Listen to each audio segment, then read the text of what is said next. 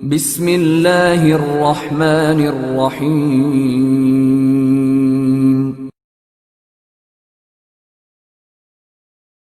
Luar biasa jamaah, tidak ada majas yang menggambarkan hikmah suami istri dengan sangat indah kecuali yang Allah sebutkan dalam surat Al-Baqarah ayat 187.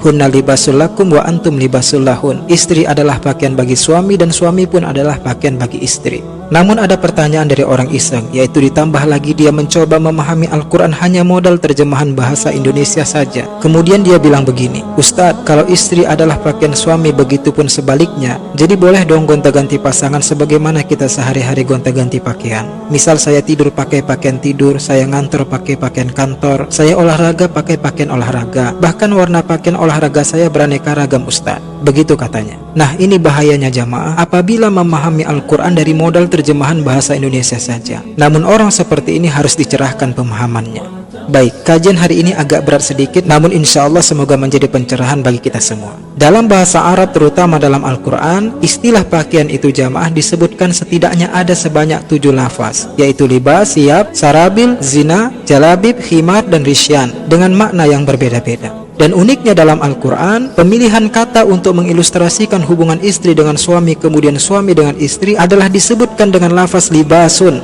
tidak disebutkan dengan 6 lafaz yang lain. Namun kemudian dalam terjemahan bahasa Indonesia maknanya tetap disebutkan dengan kata pakaian. Padahal libasun artinya bukan sekedar pakaian, namun artinya adalah pakaian secara umum yang harus melekat pada seorang hamba Allah yang beriman untuk menutup auratnya, sehingga pakaian apapun selama menutup aurat maka secara umum semuanya tergolong libasun. Sedangkan 6 lafaz yang lain, semisal lafaz siyab, adalah menunjukkan makna pakaian secara khusus atau bisa disebut bukan pakaian utama, yakni dipakai pada suatu waktu kemudian dalam waktu lain dilepas, dipakai lagi dan seterusnya. Contohnya pakaian olahraga, pakaian tidur, pakaian ngantor dan lain sebagainya sesuai fungsinya adalah bukan menutup aurat secara umum, namun ada fungsi khusus yang mengiringinya. Maka dalam Al-Quran dipakai lafaz libasun untuk menunjukkan makna pakaian secara umum selama itu berfungsi menutup aurat, mau pakaian apapun itu yang diganti setiap hari, semua itu disebut dengan libasun.